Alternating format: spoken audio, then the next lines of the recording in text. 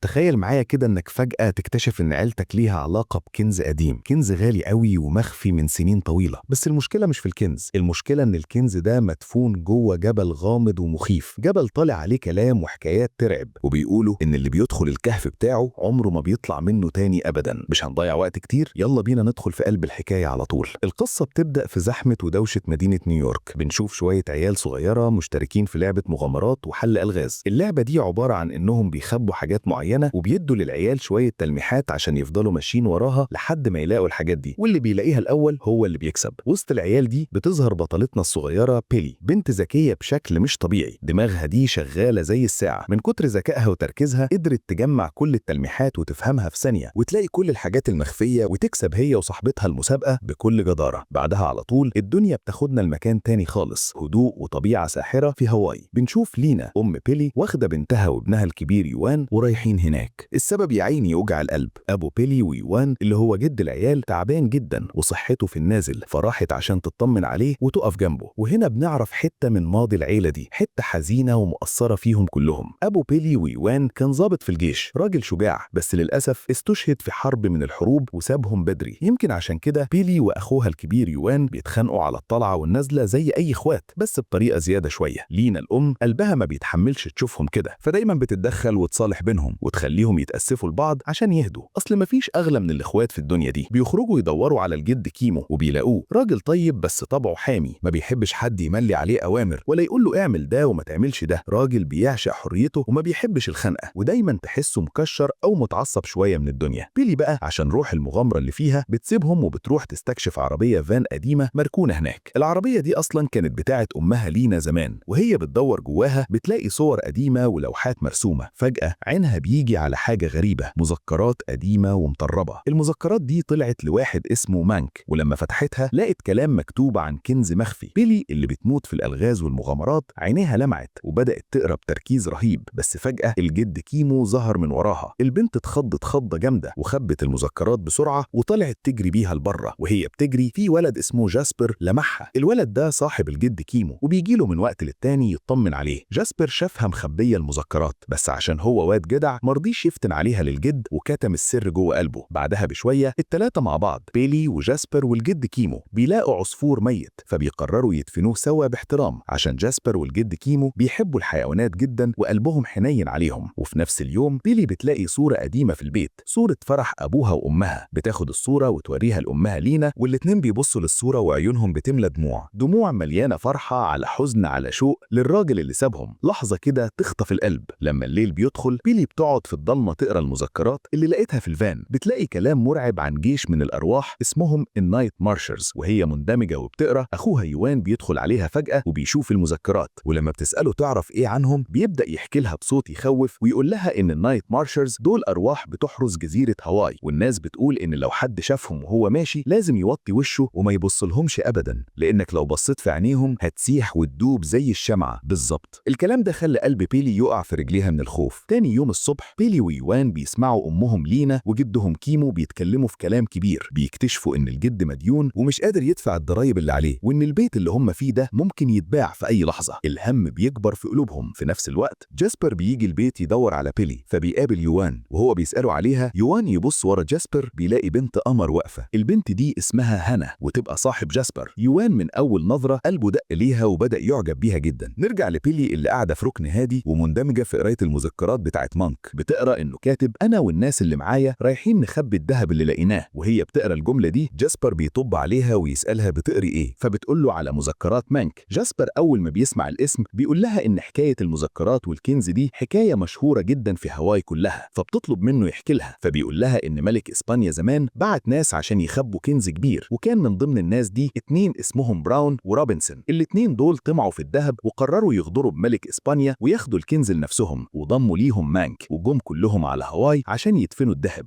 بيلي كانت وقفت قرايه لحد هنا، فجاسبر بيكمل لها الحكايه من اللي سمعوا من الناس. بيقول لها ان مانك في يوم اتضرب ضرب جامد جدا واترمى على شط البحر وهو بيموت، لحد ما عدى عليه زوجين عجايز راجل وست انقذوه وعالجوه، وهو من كتر امتنانه ليهم اداهم المذكرات دي. ولسه هيكملوا كلام الجد كيمو بيطب عليهم. في الاول بيتعصب ويزعق لبيلي ازاي تمد ايدها على المذكرات دي، بس بعدها بيهدى خالص لما بيفتكر انها عيله صغيره ما تعرفش حاجه حاجة. والمفاجأة الكبيرة بقى إنه بيقول لهم إن المذكرات دي ومعاها عملة ذهب مانك إداهم لجدود الجد كيمو، يعني الزوجين العجايز اللي أنقذوا مانك كانوا جدود الجد كيمو. عشان الجد يفرج بيلي على الجزيرة وتفهم أكتر بياخدها في مركب صغير ويوديها عند جبل هناك. الجبل ده هو اللي مانك اتكلم عنه في المذكرات. الجد بيطلع العملة الذهب ويديها لبيلي، وهناك بتفهم وتتأكد إن الكنز مدفون جوه الجبل ده. الفضول بياكلها وبتبقى عايزة تطلع تبص على الجبل من فوق، وهي بتجري الجد كيمو بيحاول يلحقها بس بيقع وقعة وحشة ورجله بتتكسر. في الوقت ده الأم لينا ويوان كانوا بيشتروا حاجات،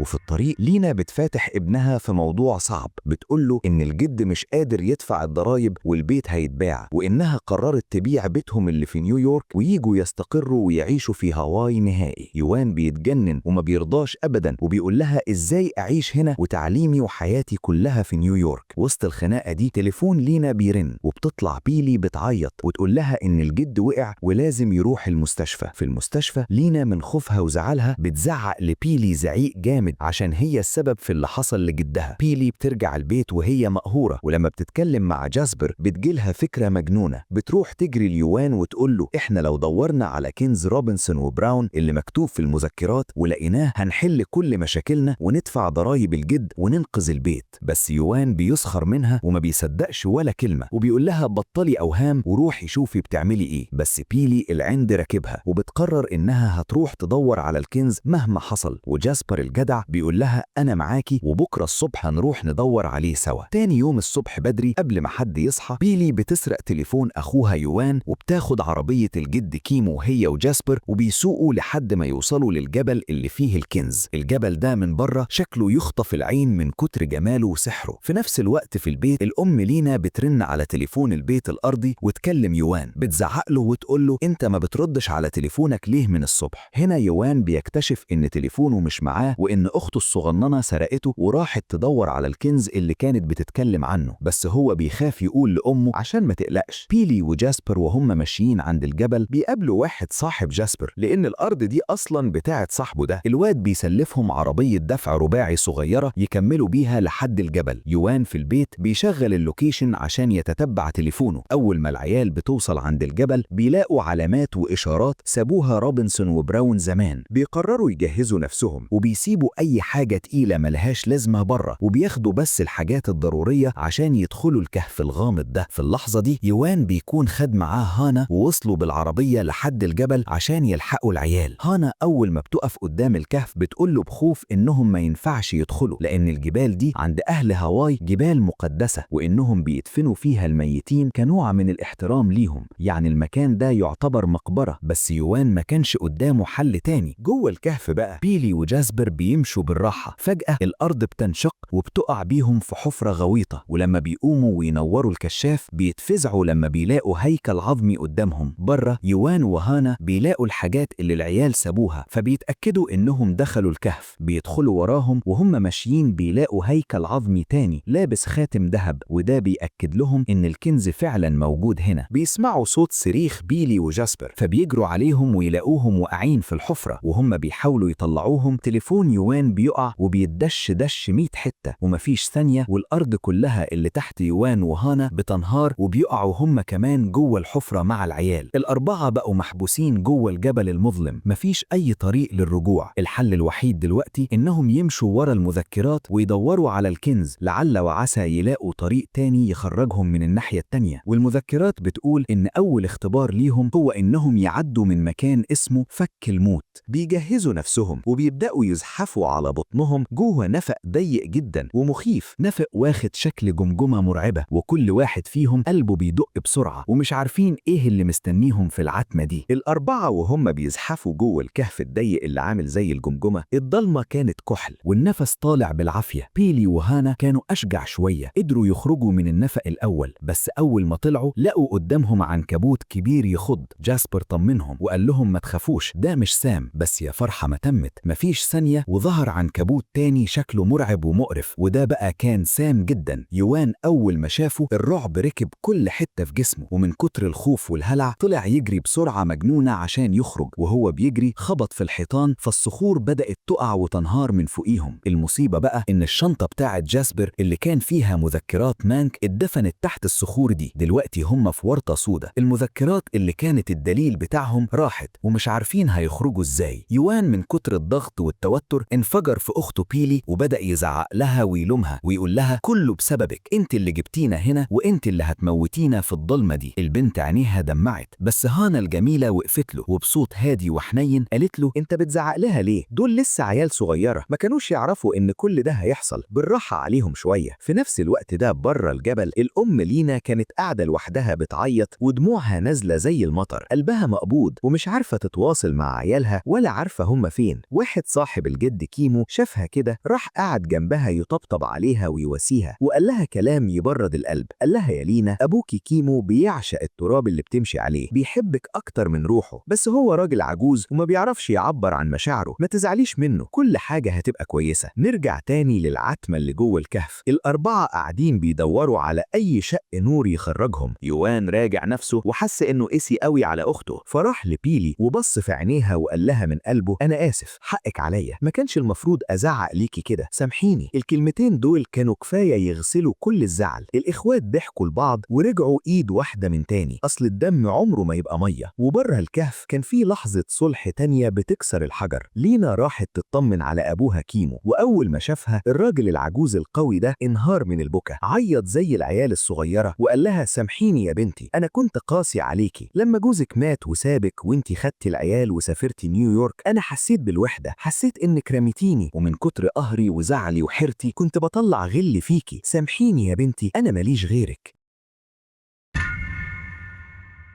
لينا قلبها اتقطع على ابوها، حضنته جامد، وكل الخناق والزعل اللي كان بينهم داب في اللحظه دي، ورجعوا اب وبنته زي زمان. جوه الكهف بقى العيال كملوا مشي لحد ما وصلوا المكان يوقف القلب، نهر من الحمم البركانيه، وعشان يعدوا للناحيه التانيه لازم يمشوا على كوبري حجر قديم قوي. بس من كتر الرعب مجرد ما لمسوا الكوبري ده انهار كله ووقع في اللافا، حسوا ان روحهم اتسحبت. بس وهم بيبصوا حواليهم لمحوا جثث مرميه لشويه من الحراميه اللي كانوا مع روبنسون وبراون، مش فاهمين ماتوا ازاي هنا. فجأة سمعوا صوت بيلي وجاسبر بينادوا عليهم من الناحية التانية. العفاريت الصغيرين دول لقوا ممر ضيق جدا في الجنب وعدوا منه. يوان وهانا بصوا للممر ده، كان مرعب. هانا وهي ماشية في النص رجليها ثابت من الخوف، ما قدرتش تتحرك ودموعها نزلت. يوان عشان يطمنها ويلهيها عن اللافا اللي تحتهم بدأ يغني لها بصوت دافي. الأغنية دي خلت الباقيين يغنوا معاه، وبصوتهم كلهم وهم بيغنوا سوا الخوف طار، وهانا ويوان قدروا يعدوا بسلام. هانا من فرحتها رمت نفسها في حضن يوان، بس فجأة يوان داخ وحس ان الدنيا بتلف بيه. اخد جاسبر على جنب وقال له السر المرعب، العنكبوت السام اللي شفناه عضني. جاسبر وشه جاب الوان وقال له انت هتبدأ تسخن وايدك دي هتسيح قبل ما نوصل المستشفى لو ما لحقناش نفسنا. بس يوان حلف عليه ما يتكلمش ولا يجيب سيرة لبيلي ولا هانا عشان ما يترعبوش. كملوا ماشي لحد ما وصلوا لبركة مية غريبة فيها حجارة صغيرة بتنور زي النجوم في الضلمة. افتكروا ان دي علامة وان لو غاصوا في المية دي هيلاقوا مخرج. جاسبر الشجاع غطس الأول، ولما طلع قال لهم إنه شاف نور الشمس هناك. جاسبر وهانا غطسوا وعدوا الناحية التانية، وبعدهم يوان وبيلي. وهم بيعوموا في المية المنورة دي كانت لحظة مليانة سحر وحب بين الإخوات، وكمان بين يوان وهانا اللي نظراتهم لبعض كانت كلها إعجاب ومشاعر بتكبر في صمت. بس الفرحة ما كملتش، لما طلعوا من المية لقوا نفسهم في نفس المكان اللي كان مرسوم في المذكرات. نور الشمس داخل من شق فوق، بس مفيش أي مخرج تمشي منه، يا إما تنط في المية تاني يا إما تفضل محبوس. مفيش شبكة تليفون ومفيش أمل. هانا لاحظت إن يوان تعبان وبيتهالك، سألته مالك، بس هو كدب عليها وقال لها إنه كويس عشان ما تقلقش. في الناحية التانية من المكان بيلي وجاسبر كانوا بيدوروا ولقوا سلم قديم وجثة تانية مرمية. دماغ بيلي اشتغلت وبدأت تربط الخيوط، وقالت أكيد روبنسون وبراون طمعوا في الذهب كله ليهم لوحدهم وقتلوا كل الرجالة اللي كانت معاهم، بس سابوا مانكي يعيش عشان هو ما كانش طمعان في الذهب وكان رفضه أصلا. وهم طالعين على السلم لقوا لغز مرسوم عبارة عبارة عن 3 أكياس مليانة حجارة عشان تفتح باب سري، بس لما بصوا لقوا كيسين بس، وفي كيس تالت مقطوع. وزنوا الأكياس وشدوا الحبل لحد ما ظبطوا التوازن، وفجأة الباب السري فتح. أول ما دخلوا لقوا جبل من الذهب والكنوز يخطف العين، كمية ذهب ما تتوصفش. الأربعة وقفوا مبهورين ومش مصدقين نفسهم، كأنهم في حلم. في الوقت ده بره الكهف لينا كانت قدرت تتتبع تليفون يوان، وعرفت إنهم في مكان اسمه مزرعة كوالا. أول ما الجد كيمو سمع الاسم لطم على وشه وعرق، وقال لها يا مصيبتي، العيال راحوا يدوروا على كنز الأرواح. نرجع للعيال اللي كانوا بيعبوا جيوبهم وشنطهم بالذهب وهم بيضحكوا، وقفوا يتصوروا سيلفي مع الكنز، بس وهم بيبصوا في الصورة لمحوا حاجة غريبة وراهم. هيكل عظمي محطوط بطريقة مقدسة ومحترمة جدا في مكان مخصص ليه. هانا أول ما شافته وشها قلب وافتكرت كلام أهلها عن الجبال، وقالت لهم بصوت يرتعش يا نهار اسود، دي مش مخبأ كنز، دي مقبرة. كل حاجة هنا تخص الأرواح المقدسة، واحنا بنسرق ميتين، لو خدنا حاجة اللعنة هتحل علينا. وراحت رامية كل الذهب اللي في ايدها على الأرض. بيلي الذكية فهمت اللعبة كلها وقالت عشان كده روبنسون وبراون ماتوا، هم دخلوا يسرقوا المقبرة والأرواح قضت عليهم، وعشان كده جد كيمو لما لقى المكان ده ما خدش منه ولا حتة ذهب، وهو اللي قطع الكيس التالت عشان يقفل الباب السري ومحدش يوصل للكنز ده تاني ويأذي نفسه. بيلي وجاسبر رموا الذهب هم كمان، بس يوان العند ركبه ومسك في الشنطة المليانة ذهب وقال لهم أنا مش بآمن بخرافات الأرواح دي، أنا مش هسيب الذهب ده بعد كل اللي شفناه. بره الكهف كيمو كان بيشرح للينا وهو بيبكي وبيقول لها العيال في خطر، الجبل ده فيه أرواح مقدسة، ولو لمسوا حاجة الأرواح دي مش هترحمهم. وفجأة الكهف كله بدأ يترج كأن زلزال بيضرب المكان، أصوات مرعبة ونار لونها أزرق غريب بدأت تولع في كل حتة. الأرواح صحيت وغضبت، العيال اترعبوا وطلعوا يجروا ناحية الشلال عشان يهربوا، بس بيلي في لحظة شجاعة رجعت خطوتين وقطعت الكيس عشان الباب السري يتقفل للأبد، والكنز ده محدش يوصل له تاني وتخلص اللعنة. هانا بتصرخ وبتقول لهم الأرواح جاية، مهما حصل إياكوا حد يبص لهم في عينيهم، اللي هيبص هيموت في لحظتها. بدأوا ينزلوا على جذور شجر قديمة عشان يهربوا. جاسبر وهانا نزلوا وبعدين بيلي ويوان، بس يوان من السم اللي في جسمه ما قدرش يستحمل وأغمى عليه ووقع في المية. جاسبر زق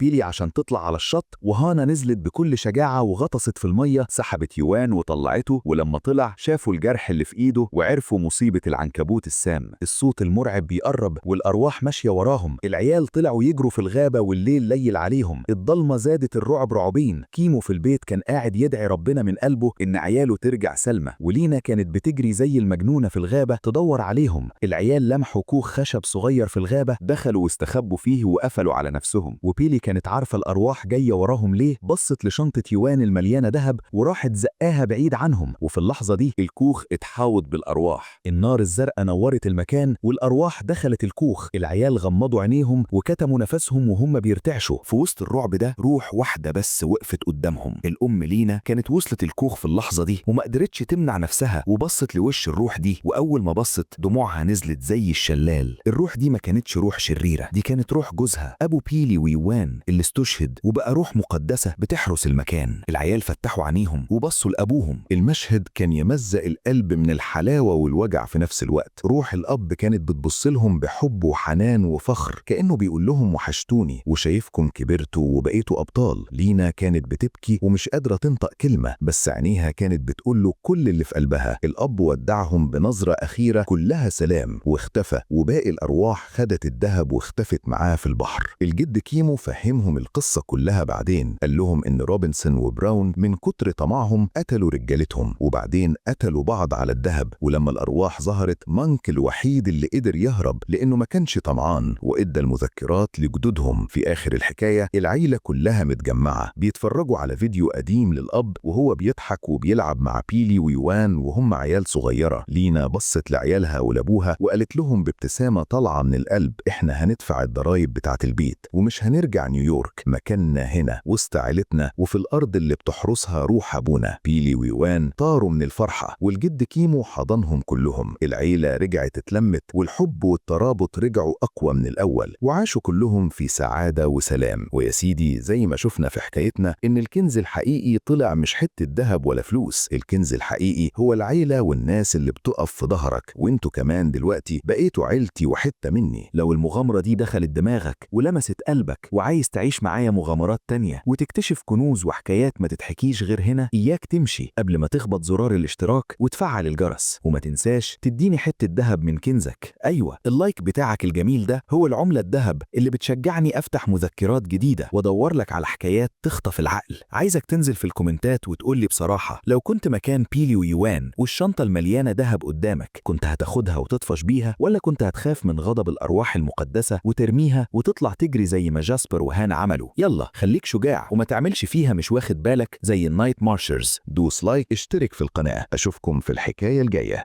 سلام.